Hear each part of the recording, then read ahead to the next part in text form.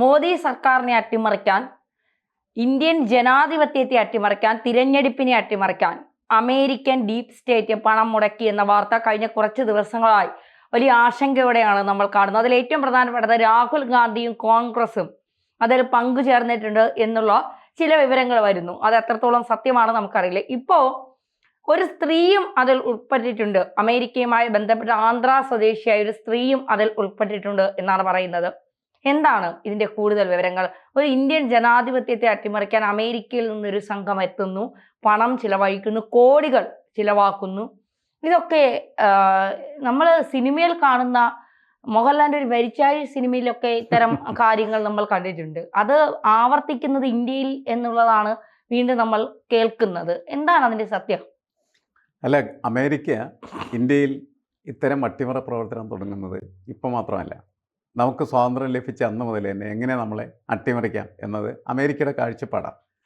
അപ്പോൾ അതിനുവേണ്ടി അവർ CIA ഏജൻസിനെ വിടുക, പലവട്ടമായിട്ട് കേരളത്തിലെ അതേപോലെ തന്നെ ഇന്ത്യയിലെ മറ്റ് പല സംസ്ഥാനങ്ങളിലും അവരുടെ താല്പര്യങ്ങൾക്കനുസരിച്ച് കാര്യങ്ങൾ ചെയ്യാൻ വേണ്ടിയിട്ട് ഒരു പണം മുടക്കിയതിനെക്കുറിച്ചുള്ള വാർത്ത മൊയ്നിഹാൻ്റെ ഒരു പുസ്തകത്തിലുണ്ട്. ആ പുസ്തകത്തിൽ കേരളത്തിലെ കാര്യം പറയുന്ന സമയത്താണ് യഥാർത്ഥത്തിൽ ആ വിഷയം നമ്മൾ പൊതുവെ മനസ്സിലാക്കുന്നത്. നമ്മുടെ വിമോചന സമരമടക്കമുള്ള കാര്യങ്ങളിൽ അമേരിക്ക പണം മുടക്കിയിട്ടുണ്ടെന്നാണ് അന്നറിയപ്പെട്ടിരുന്നത്. പിന്നീട് പല മേഖലകളിലും അതിൻ്റെ ആവർത്തനങ്ങൾ ഉണ്ടായിട്ടുണ്ട്. അപ്പോൾ അമേരിക്കയുടെ ഒരു ജോലി എന്ന് പറയുന്നത് അമേരിക്കയ്ക്ക് ഇഷ്ടമുള്ള രീതിയിൽ ലോകത്തുള്ള എല്ലാ ഭരണകൂടങ്ങളെയും വരുതിയിലാക്കുക എന്നുള്ളതാണ്. ഇപ്പോൾ അവരെ അട്ടിമറിക്കാൻ ഉദ്ദേശിക്കുക എന്ന് പറഞ്ഞു കഴിഞ്ഞിട്ടുണ്ടെങ്കിൽ അവർ പറയുന്നത് കേൾക്കുന്ന ആളുകൾ ഇവിടെ ഉണ്ടാകണം എന്ന ആഗ്രഹമാണ് ഇപ്പോൾ അവർക്കുണ്ടാകുന്നത്. ഈ കാര്യത്തിലും അതിൽ വ്യത്യാസമില്ല എന്നാണ് നമ്മൾ മനസ്സിലാക്കുന്നത്. പക്ഷേ ഈ വിഷയത്തെ വളരെ രസകരമാക്കി മാറ്റി തീർക്കുന്നതെന്ന് വെച്ചാൽ, ഒന്ന് ഡൊണാൾഡ് ട്രംപിൻ്റെ വളരെ അടുത്ത ഒരു സുഹൃത്താണ് നരേന്ദ്രമോദി. ഇപ്പം നരേന്ദ്രമോദി അധികാരത്തിലിരിക്കുന്ന ഈ വർഷങ്ങളിലാണ് ഈ സംഭവം നടക്കുന്നത്. പക്ഷേ ബൈഡനാണ് ഈ പൈസ കൊടുക്കുന്നതിന് വേണ്ടിയുള്ള പ്രവർത്തനങ്ങളിൽ ഏർപ്പെട്ടിട്ടുള്ളത് എന്നും അതേതാണ്ട് 160 കോടിയിലധികം രൂപ അങ്ങനെ കൈമാറിയിട്ടുണ്ട്, ഇനി കാശ് തരില്ല എന്ന് ട്രംപ് പറയുമ്പോഴാണ് നാട്ടുകാർ ഇതിനെക്കുറിച്ച് അറിയുന്നത്. അതിക്കുമ്പോൾ അറിയില്ല എന്നുള്ളതാണ്. നരേന്ദ്രമോദിക്കും അറിയാൻ പാടുണ്ടായിരുന്നില്ല. അപ്പോൾ അങ്ങനെ ആർക്കും അറിയാൻ പറ്റാത്ത രീതിയിൽ ഉള്ള വളരെ അഗാധമായിട്ടുള്ള പ്രവർത്തനങ്ങളാണ് എല്ലാ കാലത്തും അമേരിക്ക നടത്തിക്കൊണ്ടിരിക്കുന്നത്. ഇപ്പോഴും അത് നടത്തിക്കൊണ്ടിരിക്കുകയാണ് ചെയ്യുന്നത്. പക്ഷേ ഇപ്പോൾ ട്രംപിൻ്റെ കാഴ്ചപ്പാട് ഇതിൽ നിന്നെല്ലാം വ്യത്യസ്തമാണ്. ട്രംപ് അമേരിക്കനിസം എന്ന് പറയുന്നത് വളർത്തുന്നതിന് വേണ്ടിയിട്ട് ആഗ്രഹിക്കുമ്പോൾ പണം എങ്ങനെ ചോരുന്നു എന്നുള്ളത് അന്വേഷിച്ചുകൊണ്ടിരിക്കുകയാണ്. ആ ചോർച്ചയൊക്കെ അടച്ചുകൊണ്ടിരിക്കുകയാണ്. അതിലൊരു ചോർച്ചയാണ് ഇന്ത്യയിലേക്കുള്ള ചോർച്ച. ഒറ്റ കാശിന് തരില്ല എന്ന് അദ്ദേഹം പറയുകയാണ്. അതാണ് അവരുടെ കാഴ്ചപ്പാട്. പക്ഷേ ഇന്ത്യയെ സംബന്ധിച്ചിടത്തോളം ഇത് കൂടുതൽ സങ്കീർണമായി വികസിക്കുകയാണ് ചെയ്യുന്നത്. കാരണം ഇന്ത്യൻ രാഷ്ട്രീയത്തെ അട്ടിമറിക്കുന്നതിന് വേണ്ടിയിട്ട് ഇങ്ങനെ പണം ചെലവഴിച്ചപ്പോൾ ഇതാർക്ക് കൊടുത്തു, ആര് വാങ്ങി, അതാണ് പ്രശ്നം. ആർക്ക് കൊടുത്തു, ആര് വാങ്ങി, അത് തന്നെയാണ് പ്രശ്നം. പക്ഷേ ഇന്ത്യയിൽ നിന്നുകൊണ്ട് രാഹുൽ ഗാന്ധിയുടെ പേര് ഇതിലേക്ക് മുഴുകി കേൾക്കാനുള്ള കാരണം എന്താണ്? അല്ല, അത് നമ്മുടെ ഒരു സാമാന്യ രാഷ്ട്രീയം, കോമൺ പൊളിറ്റിക്സ് എന്നേ പറയാൻ പറ്റുള്ളൂ. കാരണം ഇവിടെ നരേന്ദ്രമോദിയുടെ ശത്രുവാരാണ് രാഹുൽ ഗാന്ധി. അപ്പോൾ നരേന്ദ്രമോദിയുടെ ഭരണത്തെയും അട്ടിമറിക്കാൻ വേണ്ടിയിട്ടാണ് ഈ പണം ചെലവഴിക്കപ്പെട്ടത് എന്ന് കണക്കാക്കുമ്പോൾ സ്വാഭാവികമായിട്ടും ഇതാരിലേക്ക് ചെന്ന് ചേരുകയാണ് ചെയ്യുന്നത്? രാഹുൽ ഗാന്ധിയിലേക്ക് ചെന്ന് ചേരുകയും അങ്ങനെ രാഹുൽ ഗാന്ധി ഇതിൻ്റെ ഭാഗമായിരുന്നു എന്ന് പറയുന്ന ആരോപണങ്ങൾ ഉയർന്നു വരുന്നു എന്ന് മാത്രമേ. പക്ഷെ എത്രത്തോളം ശരിയുണ്ട് എന്ന് നമുക്കറിയില്ല. കാരണം ഈ അമേരിക്കൻ ഭരണകൂടം ഇങ്ങനെ പണം ചെലവഴിക്കുന്ന സമയത്ത് അത് രാഹുൽ ഗാന്ധിക്ക് മാത്രമായിരിക്കില്ല അവർ കൊടുക്കുന്നത്. BJPക്കകത്ത് പ്രവർത്തിക്കുന്നതായിട്ടുള്ള ആളുകൾക്ക് ഒരു പണം കൊടുത്തളെ. അവരുടെ രീതി അതാണ്. അതായത് കോൺഗ്രസ് ആണ് ഇവിടെ ഭരിക്കുന്നതെങ്കിൽ കോൺഗ്രസിനകത്തുള്ള പല ആളുകളെയും പല MP-മാരെയും സ്വാധീനിക്കാനായിട്ട് പണം കൊടുക്കുകയും അവരെ കൊണ്ട് തന്നെ അവർക്ക് അനുകൂലമായിട്ടുള്ള തീരുമാനം എടുപ്പിക്കുന്നതായിട്ടുള്ള രീതിയാണ് അമേരിക്ക എല്ലാ കാലത്തും തുടർന്നു വന്നിട്ടുള്ളത്. അപ്പോൾ സ്വാഭാവികമായിട്ടും ഇവിടെയും BJPയുടെ പല MP-മാരെയും അവർ സ്വാധീനിച്ചിട്ടുണ്ടാവാം, ഒപ്പം കോൺഗ്രസിനെ സ്വാധീനിച്ചിട്ടുണ്ടായിരിക്കാം. അതുകൂടാതെ മറ്റ് പല രാഷ്ട്രീയ പാർട്ടികളെയും വേണമെങ്കിൽ അവർ സ്വാധീനിച്ചിട്ടുണ്ടാവാം എന്നാണ് നമ്മൾ കണക്കാക്കുന്നത്. കാരണം എല്ലാവരും പണം വാങ്ങാതിരിക്കുകയാണ് ചെയ്യുന്നത്. അങ്ങനെ പണം വാങ്ങിയിരുന്നുകൊണ്ട് അവർക്കനുസരിച്ച് അവർക്ക് ഇഷ്ടമുള്ളത് അനുസരിച്ച് അല്ലെങ്കിൽ അമേരിക്കയ്ക്ക് ഇഷ്ടമുള്ളതനുസരിച്ച് പ്രവർത്തിക്കുമ്പോഴാണ് നമ്മുടെ സ്റ്റേറ്റ് ദുർബലപ്പെടുന്നത്. ഇപ്പോൾ ഈ ഡീപ് സ്റ്റേറ്റ് എന്ന് പറയുന്ന ഒരു കൺസെപ്റ്റ് തന്നെ ഒരു ഭരണകൂടം നിലവിലിരിക്കുന്ന സമയത്ത് ആ ഭരണകൂടത്തെ നോക്കുകുത്തിയായി നിർത്തിക്കൊണ്ട് ആ രാജ്യത്ത് വലിയ വ്യവസായ ലോബികൾ ആ ഭരണകൂടത്തെ അട്ടിമറിക്കുമ്പോഴാണ് ആ ഡീപ് സ്റ്റേറ്റിൻ്റെ പ്രവർത്തനമായിട്ട് നമുക്ക് മനസ്സിലാക്കാനായിട്ട് പറ്റും. അപ്പോൾ സ്വാഭാവികമായിട്ട് മൾട്ടിനാഷണൽ കമ്പനികൾ ഇതിൻ്റെ പിന്നിലുണ്ട്, ലോകത്തെ ഏറ്റവും വലിയ വ്യവസായികൾ അതിൻ്റെ പിന്നിലുണ്ടാകും. ഇവരെല്ലാവരും കൂടി ചേർന്നിട്ട് ഇന്ത്യയുടെ രാഷ്ട്രീയത്തെ തന്നെ ഹൈജാക്ക് ചെയ്യുന്നൊരു പ്രക്രിയ അതിലുണ്ട്. ഇപ്പോൾ നമ്മൾ ഇവിടെ നിന്ന് ചിലപ്പോൾ ഇടതുപക്ഷത്തിന് വേണ്ടി സംസാരിക്കുന്നവരുണ്ടാകും, കോൺഗ്രസിന് വേണ്ടി സംസാരിക്കുന്നവരും, ആപ്പിന് സംസാരിക്കുന്നവരുണ്ടാകും, BJP സംസാരിക്കുന്നവരുണ്ടാകും.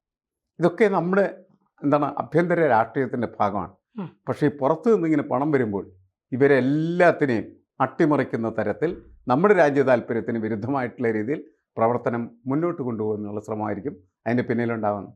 അതിൽ യാന്ത്രക്കാരി സ്ത്രീ എന്താണ് അവർ യഥാർത്ഥത്തിൽ ചെയ്തിരിക്കുന്നത് എന്നാണ് ഇപ്പോൾ റിപ്പോർട്ട് വന്നിരിക്കുന്നത്.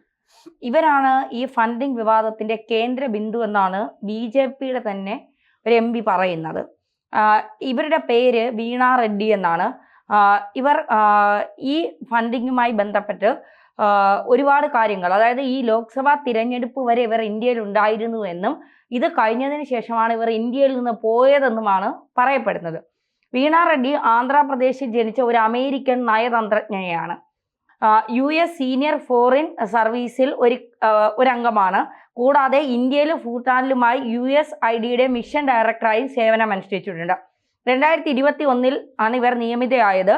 ഈ രാജ്യങ്ങളിലെ USAIDയുടെ പ്രവർത്തനങ്ങൾക്ക് നേതൃത്വം നൽകുന്ന ആദ്യത്തെ ഇന്ത്യൻ അമേരിക്കൻ വ്യക്തിയാണ് വീണ റെഡ്ഡി. ലോക്സഭാ തിരഞ്ഞെടുപ്പ് പ്രഖ്യാപിച്ച് ഒരു മാസത്തിലേറെയായി ഇവരിവിടെയുണ്ട് എന്നും 2024 ജൂലൈ 17 വീണ റെഡ്ഡി തിരിച്ച് അമേരിക്കയിലേക്ക് പോയതെന്നുമാണ് അവർ തന്നെ ഒരു ഇന്റർവ്യൂവിൽ പറയുന്നത്. ഇന്ത്യയിലെ സേവനത്തിന് മുമ്പ് USAIDയിൽ വിവിധ സ്ഥാനങ്ങൾ വഹിച്ചിരുന്നു. കംബോഡിയയിലെ മിഷൻ ഡയറക്ടർ ഉൾപ്പെടെ ഭക്ഷ്യസുരക്ഷ, പരിസ്ഥിതി, ആരോഗ്യം, വിദ്യാഭ്യാസം, കുട്ടികളുടെ സംരക്ഷണം, ജനാധിപത്യം, ഭരണം എന്നീ മേഖലകളിലെ പരിപാടികൾക്ക് മേൽനോട്ടം വഹിച്ചിട്ടുണ്ട് ഈ വീണ റെഡ്ഡി എന്നാണ് പറയുന്നത്. എന്തായാലും ഈ വീണ റെഡ്ഡിയാണ് വീണ റെഡ്ഡി ഇന്ത്യയിലേക്ക് വരിക 2021 US ഇന്ത്യയിലേക്ക് അയക്കുകയും ഇതിന് അട്ടിമറി ശ്രമങ്ങൾ നടത്താൻ ഇവർ ഇന്ത്യയിൽ ഉണ്ടായിരുന്നു എന്നാണ് പറയുന്നത്. ഈ കർഷക സമരവുമായി ബന്ധപ്പെട്ടൊക്കെ പിന്നിൽ ഇവർ പ്രവർത്തിച്ചിട്ടുണ്ട് എന്നാണ് പറയുന്നത്. ഇപ്പോൾ ഇവരെ കുറിച്ച് കൂടുതൽ അന്വേഷണം ഇന്ത്യയിലെ കേന്ദ്ര ഏജൻസികൾ നടത്തുന്നുണ്ട് എന്നും ആ അന്വേഷണത്തിൽ കൃത്യമായ വിവരങ്ങൾ കിട്ടിയാൽ ഇവരെ വിചാരണ ചെയ്യാനോ അല്ലെങ്കിൽ അറസ്റ്റ് ചെയ്യാനുള്ള നീക്കത്തിലേക്ക് കടക്കുമെന്നാണ് പറയുന്നത്. അപ്പോൾ ആർക്കും ഇന്ത്യയിലേക്ക് വന്ന് ഇന്ത്യയിലെ ജനാധിപത്യത്തെ അട്ടിമറിക്കാൻ കഴിയുമെന്നാണോ നമ്മൾ ഇതിലൂടെ മനസ്സിലാക്കേണ്ടത്? അല്ല, ഇന്ത്യയുടെ ഒരു ഘടന അനുസരിച്ച് നമ്മുടെ രാഷ്ട്രീയത്തിലും നമ്മുടെ സാമൂഹ്യ പ്രവർത്തനത്തിലുമൊക്കെ വൈദേശിക ശക്തികൾക്ക് കടന്നു വരാനായിട്ടുള്ള സ്പേസ് ഇപ്പോഴും കിടക്കുന്നുണ്ട്. പ്രത്യേകിച്ച് NGO, നോൺ ഗവൺമെൻറ്റൽ ഓർഗനൈസേഷൻസിൻ്റെ പ്രവർത്തനങ്ങളിൽ ഇങ്ങനെ വരുന്നുണ്ട്. കാരണം ഈ ഫോർഡ് ഫൗണ്ടേഷൻ പോലെയുള്ളതായിട്ടുള്ള അമേരിക്കയുടെ പല ഫൗണ്ടേഷനുകളും ഈ നോൺ ഗവൺമെൻറ്റൽ ഓർഗനൈസേഷൻസിന് ഫണ്ട് കൊടുക്കുകയും ആ ഫണ്ട് അവർ ഇന്ത്യയിൽ പല മേഖലയിലായിട്ട് വിതരണം ചെയ്ത് പ്രവർത്തനം നടത്തുകയും ചെയ്യുന്നു. ഇപ്പോൾ പൊതുവെ ചെയ്യുന്നത് ഗ്ലോബൽ സ്പേസിൽ തന്നെ ഈ NGOമാർക്ക് നല്ല രീതിയിൽ പ്രവർത്തിക്കാനായിട്ടുള്ള സംവിധാനമുണ്ട്. ഇപ്പോൾ എല്ലാവരും കരുതുന്നതെന്ന് വെച്ചാൽ നോർമലി അത് അങ്ങനെ നടന്നു പോയിക്കൊള്ളും എന്നാണ് കരുതുന്നത്. പക്ഷെ അവരുടെ ഈ പ്രഖ്യാപിതമായിട്ടുള്ള പ്രവർത്തനങ്ങൾ നടത്തുന്നതിനിടയിൽ അവർക്കിങ്ങനെ ചില രഹസ്യ അന്തർധാരകളുണ്ടാകും. അത് രാജ്യത്തിൻ്റെ ജനാധിപത്യ പ്രക്രിയയും രാജ്യത്തിൻ്റെ രാഷ്ട്രീയത്തെയും രാജ്യത്തിൻ്റെ താല്പര്യത്തെയും തന്നെ അട്ടിമറിക്കുന്നതിന് വേണ്ടി ഉപയോഗിക്കപ്പെടുന്നു എന്നുള്ളതാണ്. ഇതിനെയാണ് പല ഘട്ടങ്ങളിലും ഫിലോസഫിക്കലായിട്ട് ഡീപ് സ്റ്റേറ്റിൻ്റെ ആക്ടിവിറ്റി എന്ന് വിശേഷിപ്പിക്കുന്നത്. കാരണം ഒരു ഭരണകൂടം നിലവിലുണ്ടാവും, ആ ഭരണകൂടത്തെ നിയന്ത്രിക്കുന്നത് ഇത്തരത്തിൽ മറഞ്ഞിരിക്കുന്നതായിട്ടുള്ള വ്യവസായ ലോബികളായിരിക്കും. വ്യവസായ ലോബികൾ മാത്രമല്ല, അത് പലതുമാകാം. അതൊക്കെ എന്തൊക്കെയാണ് എന്ന് വിശദമായിട്ട് അവരുടെ കാര്യങ്ങൾ അന്വേഷിക്കുന്ന സമയത്ത് മനസ്സിലാക്കാനായിട്ട് കഴിയും. ഇപ്പോൾ വീണ റെഡ്ഡിയുടെ കാര്യം തന്നെ അങ്ങനെയാണ്. അവർ ഇന്ത്യയിൽ വിവിധ സ്റ്റേറ്റുകളിൽ പ്രവർത്തിക്കുന്ന ഇത്തരത്തിലുള്ള NGOകൾക്ക് വേണ്ടിയിട്ട് പണം മുടക്കിയിട്ടുണ്ടാവും എന്നാണ് ഞാൻ കരുതുന്നത്. ആ പണം സ്വാഭാവികമായിട്ടും നമ്മുടെ എക്കണോമിയെയും അതേപോലെ തന്നെ നമ്മുടെ പൊളിറ്റിക്സിനെയും ബാധിക്കുന്ന തരത്തിൽ എങ്ങനെ പ്രവർത്തിപ്പിക്കാൻ പറ്റും എന്നൊരു ഗവേഷണം നടത്തിയിട്ടുണ്ടാകും. നമ്മൾ നേരിട്ട് വിൽക്കാറോ അത് മനസ്സിലാക്കില്ല, കാരണം പ്രത്യക്ഷത്തിൽ അവരുടെ പ്രവർത്തനം അതില്ല. പക്ഷെ അവരത് ചെയ്യുന്ന സമയത്ത് അവരുദ്ദേശിക്കുന്ന തരത്തിൽ കാര്യങ്ങൾ പതുക്കെ എന്ത് ചെയ്യാം, മാറാം. ആ മാറ്റമാണ് അവർ യഥാർത്ഥത്തിൽ ആഗ്രഹിച്ചിരുന്നത്.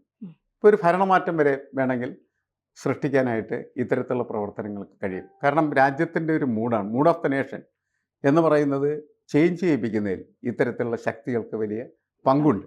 അതുകൊണ്ടാണ് ഇവരെ സൂക്ഷിക്കേണ്ടതാണ് എന്ന് പറയുന്നത്. ഇന്ത്യയുടെ കരുതൽ അല്ലെങ്കിൽ ഇന്ത്യ എത്രമാത്രമാണ് ഈ കാര്യത്തിൽ അതിൻ്റെ സുരക്ഷിതത്വം കീപ്പ് ചെയ്യാൻ കെൽപ്പുള്ളതെന്ന് ചോദിച്ചാൽ നമുക്ക് പറയാൻ പറ്റില്ല, നമുക്കറിയില്ല. അശ്രദ്ധമായതുകൊണ്ടാണോ അല്ലെങ്കിൽ ശ്രദ്ധിച്ചിട്ടും അതിനെയൊക്കെ പെനിട്രേറ്റ് ചെയ്തിട്ടാണോ ഇത്രയും ശക്തികൾ ഇതിനകത്ത് കടന്നു വരുന്നത് നമുക്കറിയില്ല. മാത്രമല്ല, ട്രംപ് പറഞ്ഞില്ലെങ്കിൽ ഇങ്ങനെയുള്ള ഒരു തെരഞ്ഞെടുപ്പ് സഹായത്തെക്കുറിച്ച് പോലും ഒരിക്കലും പുറം നമ്മൾ ലോകം അറിയാം, അറിയില്ല. അല്ലെ മോദി പോലും അറിയുന്നില്ല അതെ. എന്ന് പറയുന്നത് എത്രമാത്രം ഇങ്ങനെ കടന്നു വരുന്നതായിട്ടുള്ള ശക്തികളുടെ പ്രവർത്തനത്തെ അങ്ങനെ കാണാതെ പോകുന്നു എന്നുള്ളത് വ്യക്തമാക്കുന്നുണ്ട് എന്നുള്ളതാണ്.